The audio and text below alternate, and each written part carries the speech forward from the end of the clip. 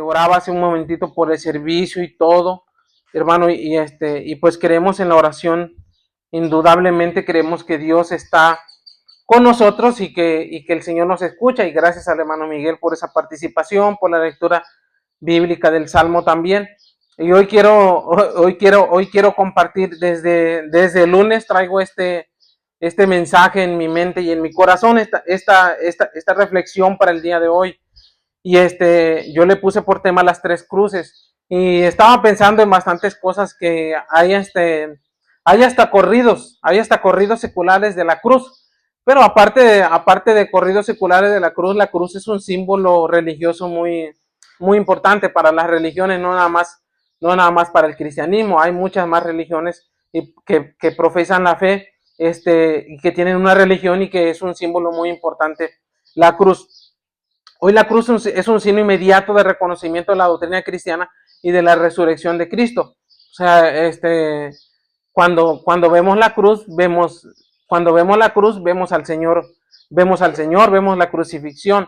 Jesús es uno de los profetas más importantes para nuestra religión y para otras religiones también, más importante. Esto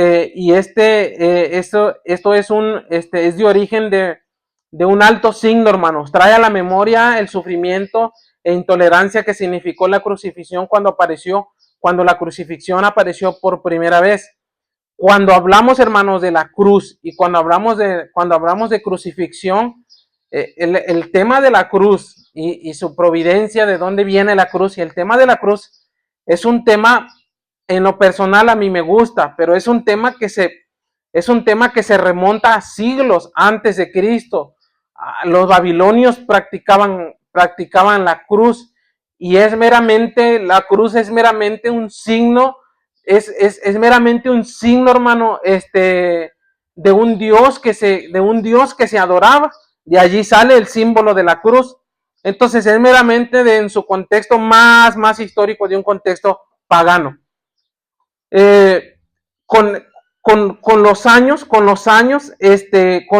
se fue haciendo más popular. Esto se debe a que la crucifixión era un importante método de pena capital, hermanos, especialmente entre los persas, los seleucidas, los cartagenienses y los romanos. Los romanos fue quien la utilizaron más, que se utilizó desde el siglo 6 antes de Cristo hasta el siglo 9 después de Cristo. Explica una enciclopedia británica, hermano, en una plataforma de conocimiento general. Dice: solo con el ascenso de Constantino el Grande, el primer emperador cristiano de Roma, porque en esto de la cruz se involucra un emperador, que es Constantino el Grande, se le decía. Fue uno de los que fue creciendo hasta llegar a ser emperador romano, entre otros que estaban en ese tiempo, pero fue uno de los primeros emperadores que profesaban la fe cristiana y creían en la resurrección y en la muerte. La crucifixión, hermanos, se abolió la crucifixión durante ese imperio de Constantino hacia principios del siglo IV después de Cristo. O sea, que pasaron 400 años, hermanos. Señala esta plataforma británica de información. La crucifixión de Jesucristo viene siendo una de las víctimas más famosas de práctica de muerte por crucifixión y por castigo, y esa fue la razón por la que Constantino decidió, hermanos, revisar este tipo de pena capital, debido a la popularidad y al personaje de Cristo, que fue uno de los más famosos hasta el día de hoy, que murió por muerte de cruz. Entonces la cruz era un castigo. La cruz era la inyección letal de esos tiempos, y la gente moría porque robaban, porque eran ladrones, porque eran estafadores, y los castigaban con la pena capital.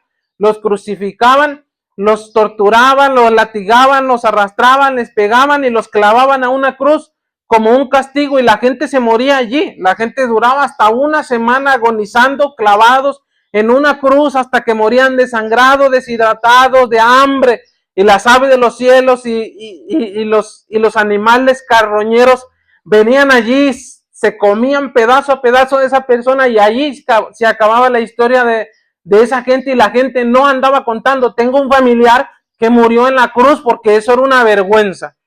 Pero hay alguien, hay un personaje que es el más popular, que es Cristo, y a Constantino el Grande se le hace bien investigarlo, y él, en la historia de Cristo, cuando investiga la historia de Cristo, él se impacta por todo lo que Cristo sufrió. Él decide abolir esa ley.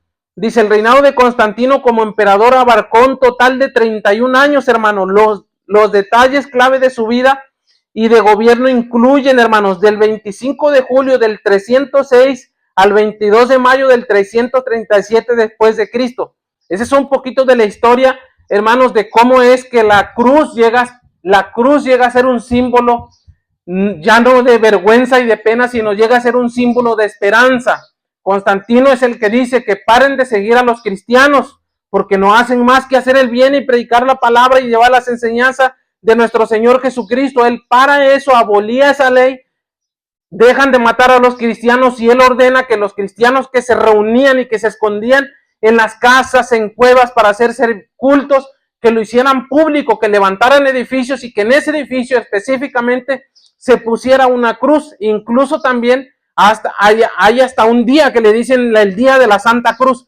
Entonces esa es la razón por la que los albañiles, porque cuando edificaban un templo, los albañiles ponían una cruz. Por eso el día de la Santa Cruz, los albañiles ponen una cruz en la construcción, porque es Constantino quien hace popular y abolía la ley de la muerte por cruz, y ahora ya la cruz ya no se ve como algo, como un símbolo pagano, ni satánico, ni de muerte, sino se ve como un símbolo de esperanza. Las cruces están en las iglesias, las cruces están en los panteones como símbolo de esperanza, que los muertos en Cristo resucitarán, y las cruces están en los hospitales como un signo de esperanza, que allí te puedes sanar. Las cruces están en los botiquines y las cruces están en la Cruz Roja, que ellos pueden venir y auxiliarte. La cruz se volvió un símbolo de esperanza hasta para hoy, y eso es lo que significa para nosotros un símbolo de esperanza. Y cuando nosotros estábamos haciendo el logo de aquí, yo de verdad yo quería ponerle una cruz, porque la cruz es importante,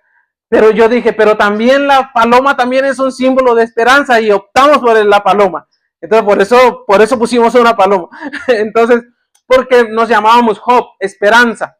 Entonces, hermanos, es algo muy bonito la historia de la cruz, y algo muy triste, por supuesto. 9 siglos antes de Cristo, no, por allá en aquellos años, pero solamente 3 siglos después es cuando se abolía la muerte por cruz, y pues viene a ser un símbolo, importante dentro de las religiones y los que profesan una religión de fe.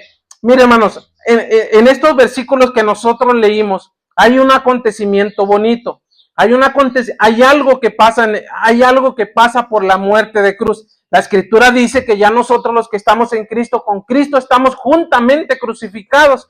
O sea que nosotros estamos en este mundo, pero en un sentido espiritual, nosotros hemos sido crucificados con Cristo. Hay un canto muy, muy de antaño, norteño, también, que dice, ese Cristo que traes tú, mi amigo, ¿verdad? En el pecho luciendo por fuera, no podrá perdonar tus pecados, no te oye y está muerto. Entonces, está muerto, no te oye siquiera, dice. Entonces, la expresión del canto es que a Cristo ya no se le lleva crucificado, sino la expresión del canto es que a Cristo se le lleva por dentro, ¿sí? Nuestro corazón está clavado y está crucificado juntamente con Cristo. Ahora, hermanos, si nosotros pensamos en una escena, nosotros estamos crucificados con Cristo y Él es nuestra esperanza. Nosotros dejamos de estar en el mundo para estar crucificados juntamente con Él. Pero allí, en esa promesa bíblica y en ese hecho bíblico de que estamos crucificados juntamente con Cristo, ahí en la cruz cada uno demuestra su propio carácter. Hermanos, no todos, como dicen coloquialmente, y he escuchado a muchos que dicen, no todos son una perita en dulce, no todos son una monedita de oro para caerle bien a todos, hermanos. No todos son cosa bonita y cosa preciosa, cosa bien hecha. No, hermanos, hay gente que tiene su carácter aún profesando la fe cristiana. Y los versículos que nosotros leímos, que usualmente se predican en Semana Santa, hermanos, estos versículos que nosotros leímos el día de hoy, nos dejan una preciosa enseñanza de cada personaje crucificado en la cruz. Resulta que Cristo va a ser crucificado, pero juntamente con él traen a otros dos personajes. Vamos a ver y analicemos estos caracteres de cada persona en la cruz. ¿Quiénes eran los ladrones? El contexto histórico es muy probable que no fueran simples ladrones, sino criminales políticos, insurgentes o rebeldes capturados por Roma. Es Roma quien predomina, es la ley de Roma y es Roma quien se está moviendo, hermanos. Se cree que en ese tiempo también el apóstol Pablo andaba en todo su apogeo, levantando y desviviendo cristianos. Es muy probable que no fueran simples ladrones, sino que fueran políticos, rebeldes, líderes. Los evangelios canónicos no dan su nombre, pero los textos apócrifos, como el evangelio de Nicodemo, indican que uno se llamaba Gestas y hay otro también. Entonces, en los evangelios canónicos, los que no están en el canon bíblico y están en otras Biblias, uno de esos libros sí le ponen nombre. Aquí la Biblia, la Reina Valera 1960, no le pone nombres, solamente cuenta la historia y menciona los dos personajes. Menciona los dos personajes. Entonces hay tres personas que van a ser crucificadas y ya después pasa el momento de que son crucificados y tenemos a tres personajes crucificados. Por eso cuando hay una imagen de la crucifixión y de la cruz, por eso hay tres cruces, porque son tres personajes los que pasan allí. Y está un ladrón que es el número uno. Dice, al considerar esto podemos aprender del ladrón en la cruz. Es importante recordar que en el momento de la crucifixión de Jesús, dos ladrones fueron crucificados junto con él. Lucas capítulo 23 relata en el versículo 33 y en el versículo 43. Ambos comenzaron, dice, burlándose de él y blasfemando. Lucas relata que no solamente un ladrón se está burlando de Jesús y que no solamente hay una multitud, hay una buena parte de la multitud allí que se está burlando de Jesús, Acuérdense que el acto de morir en una cruz era penoso para ellos.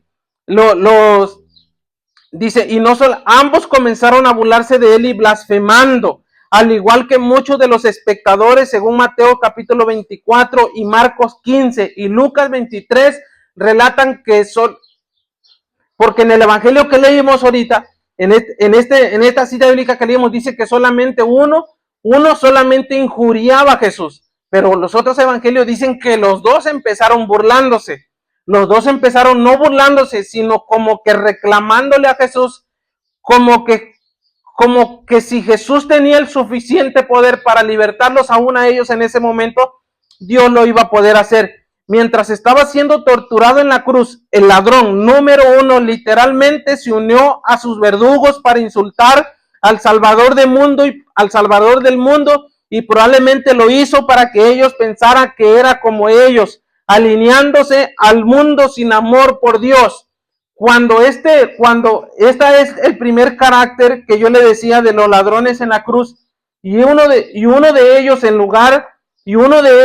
hermanos, uno de los malhechores que estaban colgados le injuriaban diciendo, si tú eres el Cristo, sálvate a ti mismo. Dicen unos escritos, historiadores y comentarios bíblicos que probablemente él lo que hizo fue unirse a la multitud y a los que estaban burlándose de Cristo y a los que se reían de Cristo, porque Isaías, profetizando muchísimos años antes de la crucifixión, dice, se burlaron de mí, me mesaban la barba, o sea, le arrancaban los cabellos al Señor Jesucristo cuando él fue a la muerte de cruz, le pegaron, lo latigaron, como cordero fue llevado al matadero. Pero esa era una profecía. Cuando la profecía se cumple, mucha gente no cree, y entonces uno específicamente, ese de los ladrones, también le injuriaba, pero también se estaba burlando de Jesús. ¿Por qué se burlaba? Porque si la multitud lo estaba haciendo, pues probablemente él dicho, tal vez tengo una oportunidad de salvarme y que no me maten, y si me uno a ellos, a lo mejor y ellos me salvan. Pero hermanos, el carácter del hombre, del primer hombre, número uno de la cruz, es un carácter que se deja llevar por las corrientes del mundo y es un carácter, hermanos, y es un tipo de personas que se alinea a este mundo y que no tiene amor por Dios.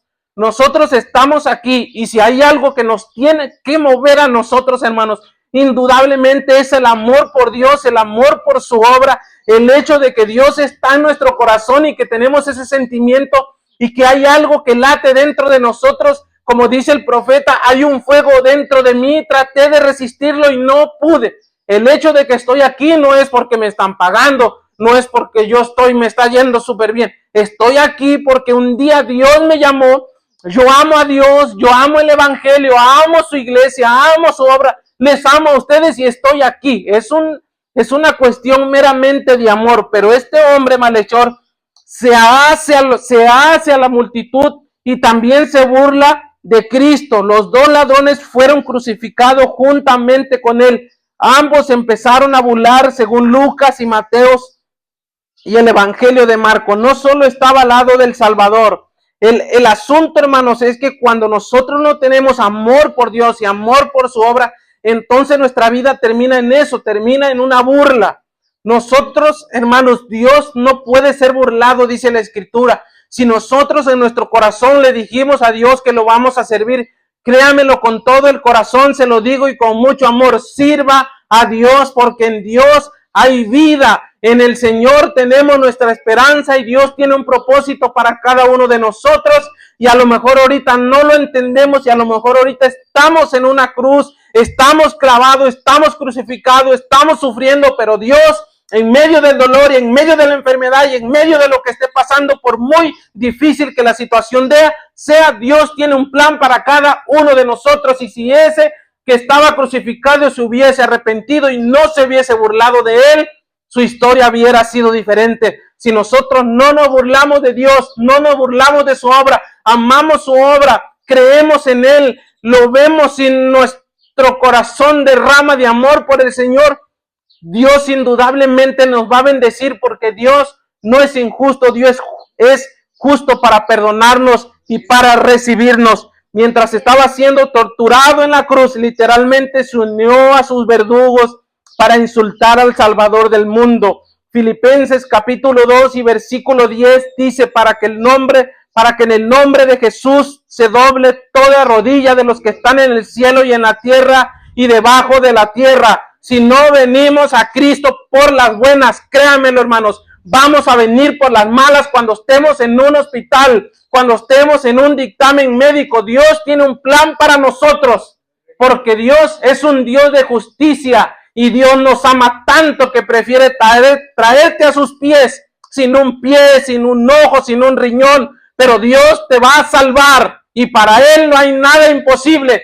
Todo Cristo lo puede, aún el corazón más rebelde Jesucristo lo monta y cabalga en él, hermanos. ¿Cuántos alaban el nombre del Señor, hermanos? Dios tiene un plan que nosotros podamos soportar. Aprendemos que un ladrón se arrepintió y un ladrón no se arrepintió. Nunca es demasiado tarde para arrepentirse y recibir el regalo gratuito, hermanos, de la salvación. Efesios capítulo 2, versículo 8 y 9, Apocalipsis capítulo 22 y versículo 17. Además, mientras una persona conserva la capacidad de razonar y la voluntad de elegir vida en lugar de muerte, como dice Hebreos capítulo 9, versículo 27, hermanos, hay una esperanza por proclamar el evangelio, confiando en que el Espíritu Santo abra un milagro o abre un milagro en su corazón. Dios tiene un plan para cada uno de nosotros. Dios tiene un plan para cada ladrón. Dios tiene un plan para cada persona, por muy difícil que sienta que es su cruz. Dios tiene un plan para cada persona, aunque la persona esté crucificada y nosotros tomamos esa decisión si lo vamos a amar o si no lo vamos a amar. Pero tiene que ocurrir un milagro en nuestro corazón y es el milagro de la salvación. Yo estoy crucificado y usted está también en la cruz. Yo estoy en mi cruz, usted está en su cruz, pero la diferencia es que yo sí ya creí en la salvación, porque Hay cristianos que no son cristianos, hay gente que no tiene a Cristo en su corazón. El que tiene a Cristo en su corazón constantemente está cambiando. No quiere decir que el otro no está en la cruz, también está en la cruz, pero prefiere morirse y no está dispuesto a cambiar. No hay, ¿cómo está? No se le puede dar medicina a alguien que ama estar enfermo y ahí morirá en la cruz porque no está dispuesto a rendirse al Señor. La diferencia del ladrón malo y del ladrón bueno es que el bueno recibió a Cristo en su corazón. Es que el hombre dijo con sus propias palabras: no estás viendo que este hombre no tiene culpa para estar aquí, y nosotros que sí la merecemos, nosotros sí merecemos esto. Y entonces él le lanza una frase y le dice: Señor, acuérdate cuando vengas en tu reino, estás crucificado, pero al lado de ti está un Señor que no te deja, que no te desampara, que está contigo de noche, que está contigo de día, que ha prometido incluso estar contigo toda la vida hasta el fin, dice la Escritura, hermanos. Y Dios tiene un propósito para cada uno de nosotros, solamente tienes que creerle. Porque él creyó, recibió la palabra, vio, escuchó a Jesús cuando oró, escuchó cuando dijo: Padre, perdónalos porque no saben lo que hacen. Estar cerquita de Cristo, al lado de la cruz con él, es un regalo precioso que no todos pueden adquirir, hermanos. Solamente lo puedes adquirir si crees que Él es tu Salvador y Él es tu Señor y Él es tu Salvador, y si crees que Él vendrá por ti. Acuérdate de mí cuando vengas en tu reino. Cristo volverá y te quiere encontrar arrepentido. Arrepentido. Cristo busca un corazón arrepentido, y el tercer personaje de la cruz precisamente es ese hombre. Aunque él estaba crucificado y estaba identificado como un ladrón y como un estafador, créanmelo, hermanos, créanmelo, Jesucristo no era un hombre cualquiera, era el Hijo de Dios, era el Todopoderoso. Pero estaba allí, y estaba ahí por ti, y estaba ahí por mí. El buen ladrón le hace a Jesús una oración sublime en su sencillez. Si le oras al hombre de la cruz, si le oras no al crucifijo, sino al hombre que fue crucificado, porque Cristo no está en una cruz, Cristo vive. Y el apóstol Pablo dijo: Cristo vive. Yo me lo encontré, el Cristo que vive. Cristo vive, hermanos. Cristo vive, y si nosotros le hacemos la oración más sencilla a ese hombre que estuvo allí en esa cruz, en ese hombre que venció la muerte, y la oración más sencilla de tu corazón, Dios la va a escuchar, porque Dios escucha. Una oración humilde, llena de confianza como ninguna otra en los evangelios, al borde de la muerte, en medio de la cruel tortura. No le pidió un milagro, solo pide un recuerdo, una oración. Tan distante a las nuestras, hermanos, tan distante a las nuestras. Una oración sencillita, sin exigencias y sin plazo, con una particularidad: es de las pocas en medio de un sufrimiento compartido. Una oración sublime: acuérdate de mí cuando vengas en tu reino. Hermanos, si el Señor se acuerda de nosotros cuando venga por nosotros, créamelo que usted será el hombre más feliz en este universo. Porque Dios todavía se sigue acordando de aquellos que tienen la capacidad, en medio de su sufrimiento, en medio de su dolor, en medio de las luchas, en medio de las pruebas. Y aquel que sigue caminando, Dios lo escucha cuando ora. Dios te escucha cuando oras.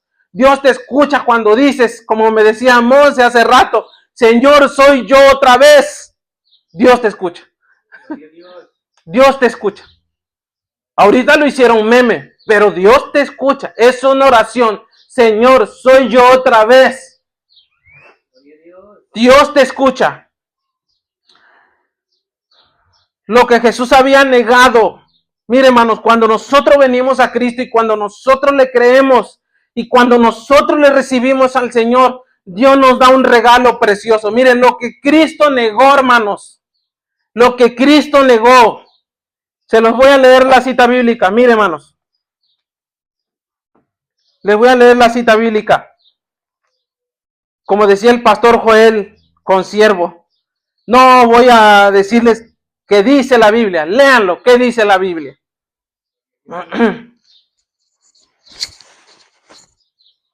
En Marcos capítulo 10 y versículos 35, hermanos. Marcos capítulo 10, versículo 35. Dice, entonces Jacobo y Juan, hijos de Zebedeo, se le acercaron diciendo, Maestro, querríamos que nos hagas lo que pidiéramos. Se le acercan dos de los discípulos a Cristo y le dicen, Señor, traemos una petición. Si usted tuviera a Cristo aquí y tuviera la oportunidad, ¿qué haría usted? ¿Lo adoraría? Si usted tuviera delante del Señor, ¿lo adoraría o se pusiera a pedirle cosas? Es una buena oportunidad, pero también Cristo quiere ver el corazón de nosotros. Entonces ellos tuvieron la misma experiencia. Queríamos que nos hagas lo que pidiéramos. Fíjese, hermanos, lo que le dicen. Y luego dice, ellos le dijeron, concédenos que en tu gloria nos sentemos el uno a tu derecha y el otro a tu izquierda. Entonces Jesús le dijo, no sabéis lo que pedís. ¿Podéis beber del vaso que yo bebo o ser bautizados con el bautismo que yo soy bautizado? Ellos dijeron, podemos. Jesús le dijo, a la verdad del vaso que yo bebo beberéis y en el bautismo con que yo soy bautizado seréis bautizados. Pero el sentaros a mi derecha y a mi izquierda no es mío darlo, sino aquellos para quienes está preparado. Dice, ustedes van a padecer persecución, ustedes van a padecer muerte, ustedes van a beber de la misma copa que yo bebo, ustedes van a tener la misma experiencia, pero sentarte a mi derecha y estar conmigo, esa acción y esa respuesta que ustedes quieren y que yo les garantice que van a estar conmigo, eso no es para ustedes más. Sí hay alguien, pero ese alguien es para las personas que está preparado esa bendición. Cuando el hombre se arrepiente con todo su corazón y le dice, como le dijo el ladrón de la cruz, este a la verdad es el Hijo de Dios, y acuérdate de mí cuando vengas en tu reino, Señor. Cuando le dices mi Señor, cuando recibes su sacrificio, cuando abres tu corazón, cuando tú te arrepientes, entonces ahí se cumplió la palabra que estos discípulos querían, y el Señor le dijo al malhechor, no se lo dijo a un discípulo, no se lo dijo a Juan, no se lo dijo a Pablo, no se lo dijo a Tomás, no se lo dijo a Zebedeo, no se lo dijo a María, se lo dijo a un ladrón que estaba en la cruz juntamente con él. Cuando él le dijo, acuérdate de mí cuando vengas en tu reino, le dijo, de cierto te digo que hoy estarás conmigo en el paraíso. Dios concede lo que estos discípulos querían, pero aquellos que están dispuestos a recibirle, Jesucristo les negó la garantía que ellos querían de estar con él a un ladito a la diestra, y se lo dejó para usted y para mí. Nosotros que somos pecadores y corrientes, Cristo, cuando lo volteamos a ver a él, el Señor nos abre las puertas de los cielos y nos hace estar con él en el paraíso, hermanos. Eso es para nosotros, para los que queremos, no para los que se burlan, no para los que se alejan, no para los que no creen, para los que lo reciben, para los que lo confiesan como su Señor. De cierto te digo que hoy estarás conmigo en el paraíso. Dios tiene un plan para cada uno de nosotros, hermanos. Ese es el ejemplo de las tres cruces. Dios tiene un plan para cada uno de nosotros. Lo que Jesús había negado a dos de sus íntimos, Santiago y a Juan, porque no nacía de la lógica mundana. Marcos capítulo 10, 35 al 40, ya lo leímos. Se lo concede a quien no lo pide, pero lo merece por su humildad y sencillez. El amor de Jesús se desborda en el momento de la cruz con aquellos que lo comparten, hermanos. Dios tiene un plan para nosotros y Dios lo quiere bendecir a usted, pero usted lo tiene que recibir.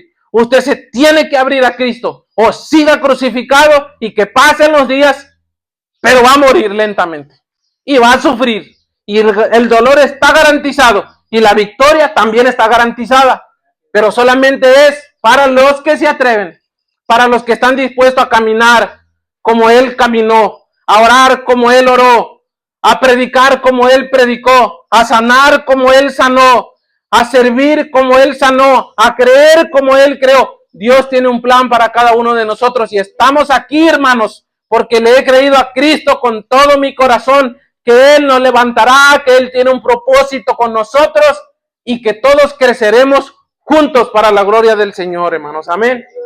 Gracias a Dios, hermanos, por su palabra. Ese es un ejemplo de las tres cruces y los caracteres de diferentes personas. Hay quien lo reciben, hay quien no lo reciben, pero acuérdese, al ladito de usted está también el que fue crucificado y Él está con usted y Él no lo ha dejado. Queridos, no sufran solo. Dios tiene un plan para cada uno de ustedes y el Padre derrocha amor aunque no lo merezcamos. Dios es un Dios de amor y Dios es un Dios de misericordia y Él está presto para todo aquel que quiera creer en su salvación y todo aquel que cree que Él viene por su iglesia. Ora a Dios con tanta sencillez que le diga: Señor, no te olvides de mí, aquí estoy, Padre. Y Él vendrá por ti. Si tú te arrepientes, si yo me arrepiento, si todos nos arrepentimos. Dios les bendiga, hermanos. Vamos a hacer una oración en esta.